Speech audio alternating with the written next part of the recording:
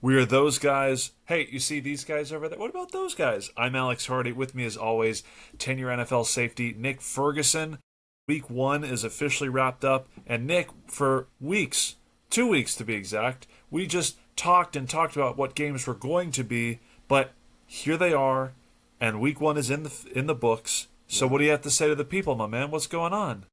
Well, I don't know about you, but that Buffalo Bills, Baltimore Ravens, it was top billing. It lived up to expectations. And here's the other thing, too.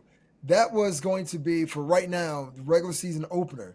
The last time the Bills are going to play in Ralph Wilson or whatever they call it, New Era Stadium.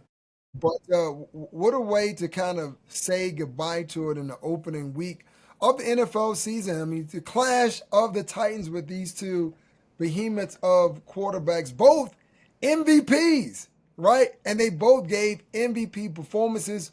But hey, the curtain was dropped when the Buffalo Bills walked off the field because Josh Allen ended the game victorious. Yes, and I don't know if that's necessarily something the players feel, knowing that that'd be their last game at Ralph Wilson or Highmark or whatever they sold out to the Yeah, highest bidder. whatever it is I, now. I don't know. Is that something that's real? Is Josh Allen saying, "Okay, we're down 15. It's the last home opener in this stadium. Let's show the fans," or is it just I got to win this game? Well, it was the thing of who has the most pressure. Going into the game, I know it seemed as though Baltimore did, but I put it on Josh Allen and the Bills. You're playing at home. The last time the Ravens came to your stadium, you won the game. Mark Andrews missed the pass that would have at least tied it or gave Baltimore the victory. And also, by the way, Josh Allen is the reigning MVP of the league. So he needed to go, he needed to go out there and sure improve. And that he did. So I'll ask you, was it all about the Buffalo Bills seizing the moment and taking the game, or was it the Baltimore Ravens gave it up? It can be a combination of both. It always is. It takes two to tango. And this is something that was evident in the John Harbaugh head coaching era, one of the most successful coaches since he took over this organization. And, it's a skewed number. I think it was 17 double digit second half leads, all that he's blown. Well, number one, you have to have a double digit lead in the first place, which in the National Football League is a hard thing to do. And second, how many of those can we attribute to Tom Brady and the New England Patriots? So I think that's a bit of a misnomer. But that being said, it is evident that the kind of performance that this team put on, they only showed up for 3.5 quarters. A 15-point lead with 5.5 minutes left should be sacred. However, it takes Buffalo having the presence of mind and awareness to play efficiently. And look, that final drive said everything. 4 for 4 for Josh Allen, 77 yards down the field, no problem. They cut through that Ravens defense like a knife through butter. So, I mean, shout out that Ravens defensive line, except for when they couldn't provide pressure. And when they did, Josh Allen was able to escape. But, I mean, that offense, that Buffalo Bills offense as a whole, was projected to score the most points this year, according to Vegas betting odds or however you want to put it. They showed up and they threw the football. They spread it around. I mean, 46 pass attempts. I think 8 different receivers, including I think 4 or 5 different receivers that caught 4 or more passes. Like this was a spread out offense that looked honestly great. I mean, especially in crunch time, but they were able to move the ball, and that Ravens defense has a lot of questions to ask, and especially Lamar and Derrick Henry and that offense. Like, we put 40 points on the board. What else are we supposed to do? Well, keep in mind they also missed an extra point after I think Derrick Henry's third explosive run, and that seemed to be the issue between the game because if the Baltimore Ravens get that extra point, now forces Josh Allen and the Bills to actually go in and score and not leave Yep. it to Matt And not Prater leave the field to goal. kick. Or the 3 points they got at the end of the first half when the Ravens ran off the field with a second left on the clock. Buffalo was still there to play. The Ravens were trying to end the first half early. Yeah, but also, what does that say about Coach Harbaugh?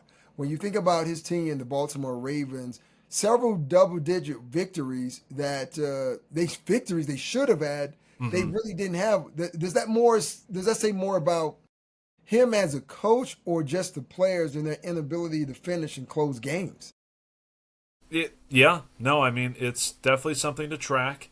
And this Ravens team cost themselves home field advantage in the AFC with really uncharacteristic losses last year to, the Raiders game sticks out in my mind.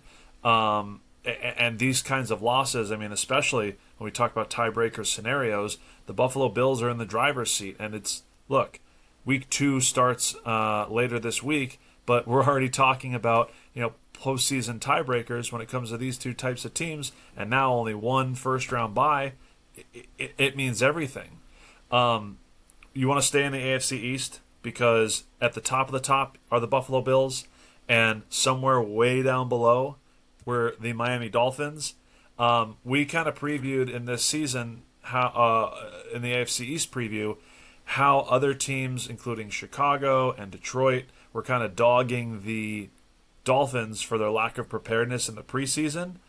Mike McDaniel went out, and this team was just lost and completely hapless. And it looks like they were still operating in the preseason in a 33-6 loss to Daniel Jones, Indiana Jones, and the Indianapolis Colts. Nick. Yeah, I really didn't see this one taking shape the way that he did. I thought the Miami Dolphins would come out and be a little more competitive.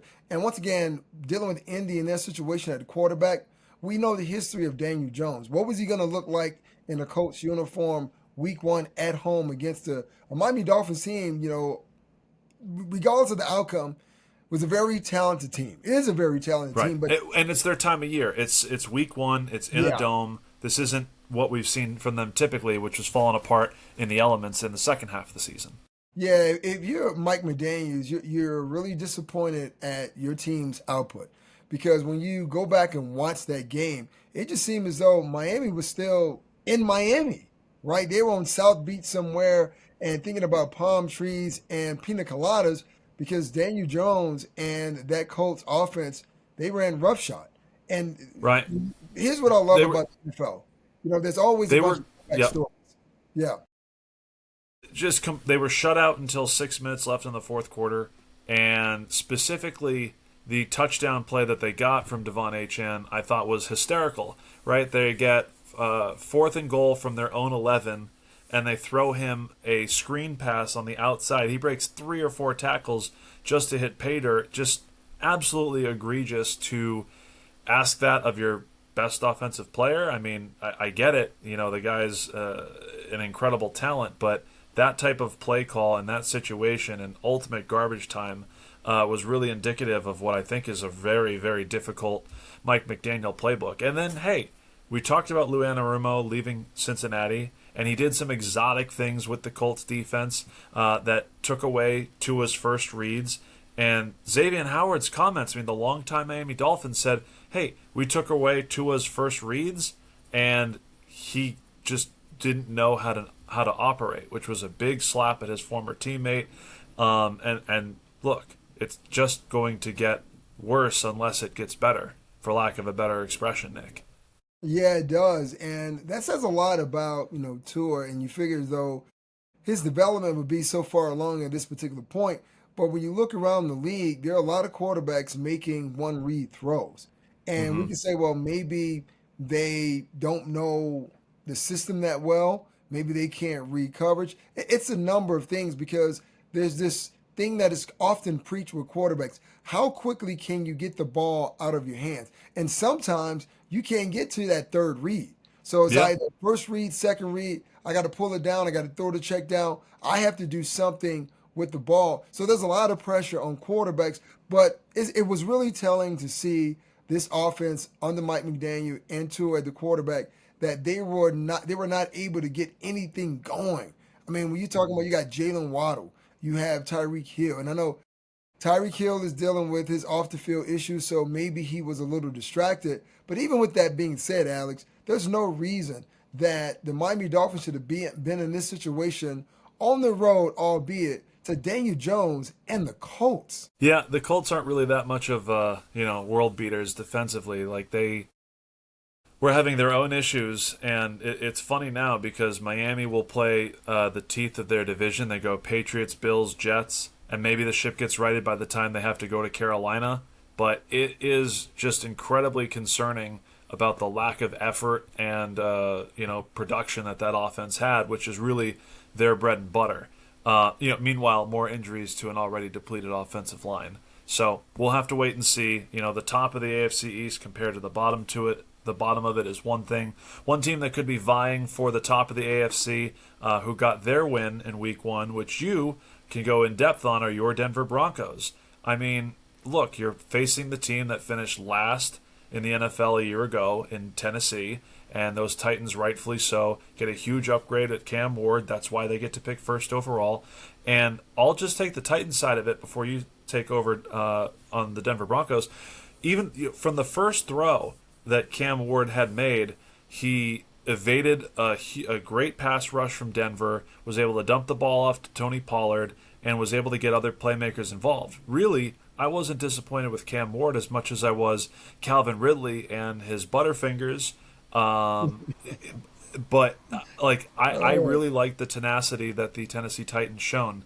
In year 2, having coached 18 games, I still don't really understand what Brian Callahan is about, but Cam Ward really jumps out as a fighter, a gamer, and I thought that they weren't necessarily in this game the whole time, but kept it a one-score game with Denver nonetheless.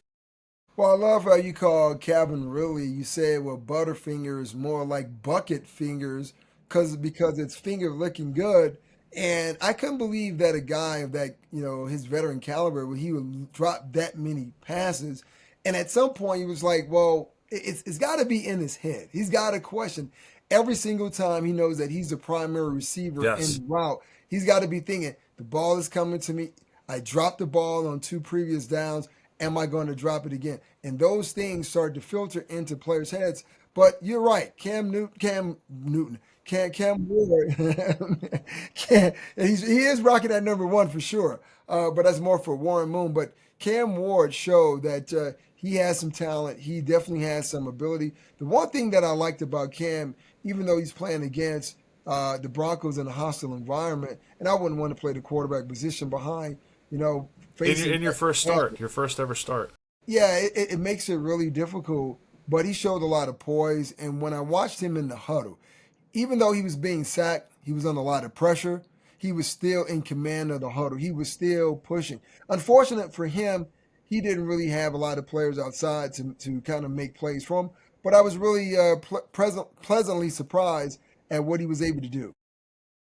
I'm really impressed that he was able to keep himself mentally composed compared to his dad, who was just beside himself as he was watching this game, like just throwing the hat, head in his hands. He's just all out of he was all out of answers. But his son carrying himself a little bit better than dad was. Impressed nonetheless, but I'd like to see how both teams kind of grow. Like the Broncos had made, key re-signings, making sure guys like Nick Bonito. We talked about last episode how important he is to that defense. And look, if you have that secondary and Jade Barron gets healthy to supplement, what strides that defensive player of the year Patrick Surtain can do, and that's going to be their calling card. So I saw you break some tape down on Bo Nix when he missed Marvin Mims on a post route, and I'm sort of curious. Look, we're 1 week in, but it was not the most impressive showing for the Broncos' second-year quarterback. A pair of interceptions, was able to make some plays with his legs. Bo Nix, 1 week in, compared to a team that he should have beaten a little more handedly, don't you think, Nick? Yeah, the score was indicative of how the offense didn't really do anything impressive. And that goes back to what they didn't do in the first preseason game against the San Francisco 49ers, but also in the final game when they wrapped it up with the New Orleans Saints. It didn't really look too impressive. It didn't seem as though the timing was just quite there. And you could arguably say, well, it was the preseason. They didn't play That's as right. much. So that was kind of a reason. It was like, okay, that's the preseason. This is the regular season. But we didn't see that spark. It wasn't something that jumped off the page that was like, yeah, the Denver Broncos, because what we heard all off season, especially from national individuals like Kay Adams, that the Broncos were a Super Bowl contender because of Bo Nix. And yes, do I think that Bo Nix put the Broncos in a certain air? Yes, but not in a Josh Allen or Lamar Jackson or even Patrick Mahomes at this moment. So when we watched the game, he made some, I guess, first year mistakes that you don't want to see out of a guy going in his second year. And what I mean by that is his foot mechanics. My eyes were drawn not to his arm, but to his feet, because your feet as a quarterback, it dictates how accurate you are. And there were a lot of plays where he was falling back. He wasn't being able to step up in the pocket. Some of that had to do with the offensive line, but he wasn't keeping his shoulders square. So that had a lot to do with some of the passes being thrown either too high or behind wide receivers. And to pull things aside in the fantasy football corner, RJ Harvey, how about that 50-yard burst? I think Tyler Bidet was getting some run in the first quarter, and then we were seeing more RJ Harvey as the game progressed. This is still J.K. Dobbins' first team reps, I would probably wager to say, but how would adding another playmaker in RJ Harvey supplement Bo Nix in that offense? Well, it's like any rule when we think about football. You can talk about the quarterback all you want, but if that quarterback isn't on the center, he can't hand the ball off, and there's not a threat of play pass, it makes it really difficult because for edge rushers, just pin your ears back, get upfield, and get after the quarterback because the team isn't going to run the ball or there's no threat of it. But the Broncos didn't find that groove in the run game too late in the fourth quarter. You had R.J. Harvey who ripped off that big run. Then following that was a 19-yard touchdown run by J.K. Dobbins. And I was sitting in the stadium, and fans were like, where was this the entire game? For me, I don't know what the deal was.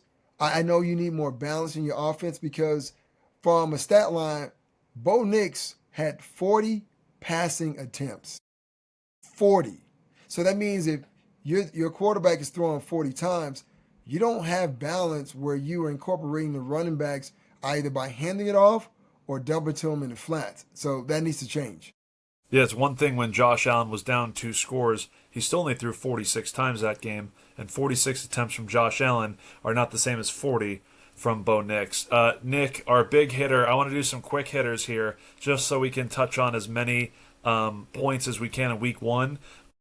Any notes that you have for the first-time head coaches? I believe Liam Cohen and the Jags. He was the only first-time head coach that got a win in Week 1.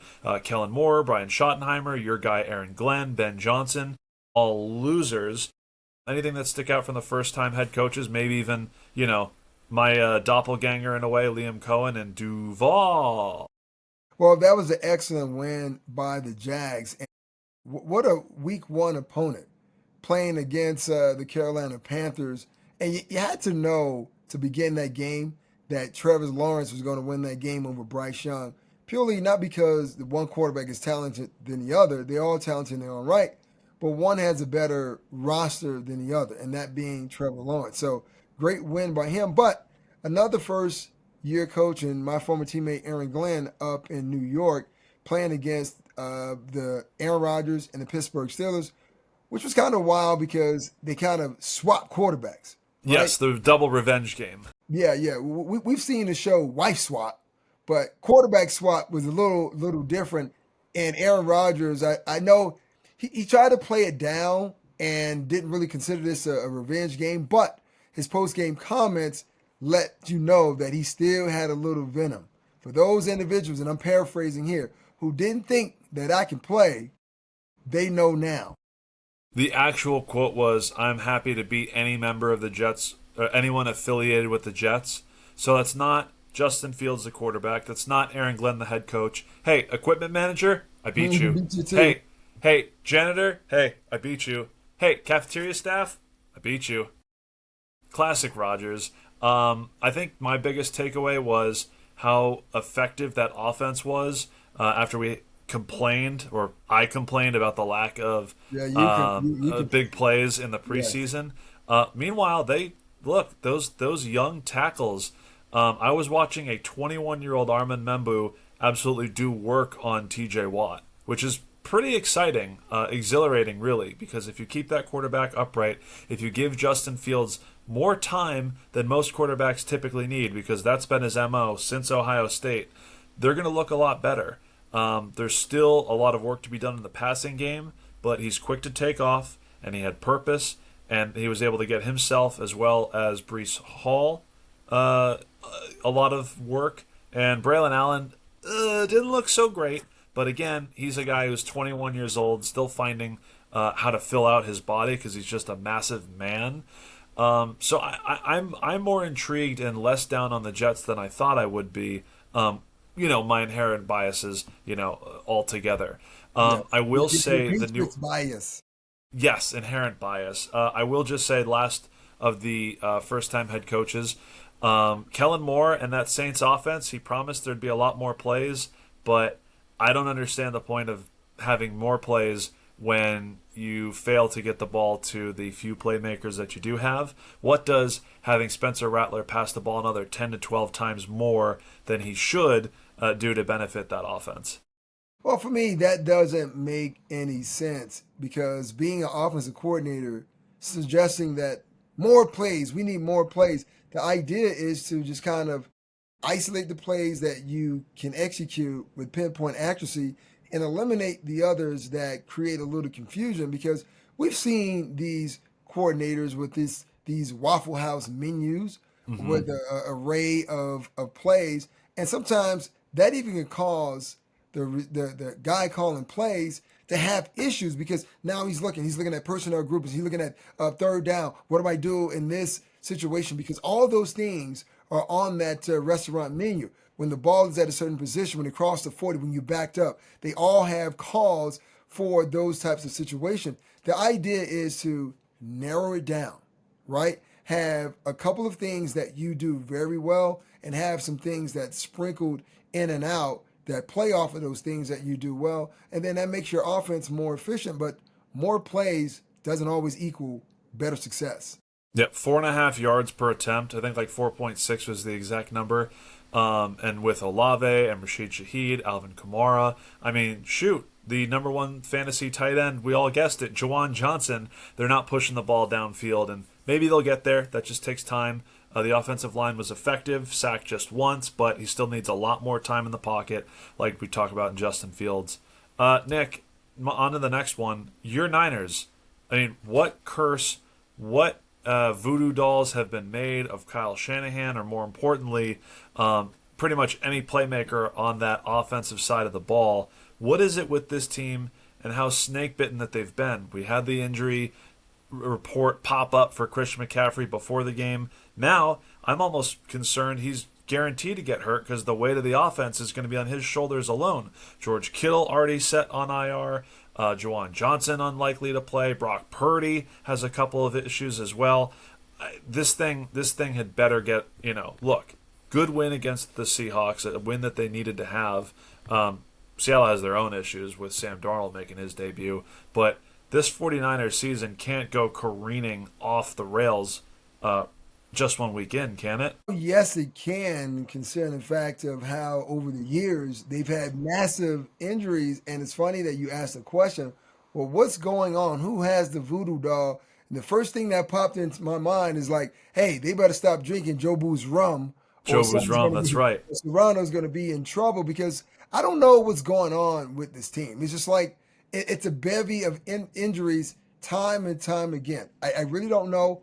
I can't put my finger on it. But what I can say is typically there's always depth with the 49ers. There's always some other guy that's forced to step up offensively or defensively and kind of take the mantle. But can the San Francisco 49ers continue to go back to that well? I don't know, man. It's going to be very, very difficult, especially if you're having this injuries now in week one. We haven't even hit the bye week yet.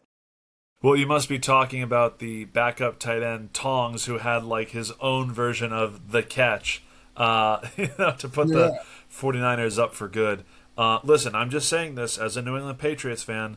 The last thing Niners want is Mac Jones throwing the ball to Kendrick Bourne. I've seen these droids before, Nick. The Yeah. outcome is not, it's not what Yeah. you want it to be. Like when your expectations were a Super Bowl, you're far off the rails if it's Mac Jones and Kendrick Bourne. I mean, no disrespect to those guys, but shout out the 2022 Patriots that have now been long documented as the team that Bill Belichick essentially quiet quit on. But I guess I guess that gets us to Thursday night, Nick. Yes. When we come back, the next time you'll see us will be immediately following Thursday night football. So make sure you keep it right here for those guys on our YouTube channel or podcast feed, wherever you get your podcast, because Thursday night seems to be our sweet spot where we get to talk about a great game and then look ahead to week 2. So we've got Commanders, Packers, Green Bay getting their own. I'd say pretty dominant victory over the Detroit Lions, and then Washington getting a dominant victory over the New York Giants. Do you want to talk about how they performed in week 1, or just look to, hey, 2 successful running games and 2 offenses that really do a good job of switching their personnel, so you never know who exactly is going to do damage against you? The reason I like this matchup for Thursday night, I mean, I would have rather have this later on in the season, but I'll take it right now because it goes back to the Jets Pittsburgh game or the Bills Ravens game. We're getting the showcase of some of the top quarterbacks in the league early. And normally these Thursday night games are kind of dogs. But to me, now the who let the dogs out, now you can Yes. dig back in the crates and pull that out because you got 2 mobile quarterbacks in Jaden Daniels and Jordan Love. And Jordan Love didn't really have to do too much in that first game of Detroit Lions because he just leaned on his run game, as quarterbacks should. But he does have a bevy of weapons that he can kind of throw to, that's what he did. He did distribute the ball. And then you go over to the Washington Commander side and look at what they've been able to do. I mean, Jaden Daniels accounted for passing touchdowns, rushing touchdowns, picking up from where he left off last year. But I think the biggest question in this matchup is Micah Parsons, right? Is he going to be a game wrecker? And the reason I say that, last year as a member of the Dallas Cowboys, Micah Parsons accounted for almost 5 sacks on Jaden Daniels himself. So that's going to be interesting to see how they play it. Do they double him? Do they run away from him? Do they attack him? What does Dan Quinn, his former head coach, what is he going to tell Cliff Kingsbury to do against one of his former pupils? I think that's a great point. The Dan Quinn connection, and this was a point of emphasis, I think, specifically after that Dallas game last year. They take the big swing with Laramie Tunsil.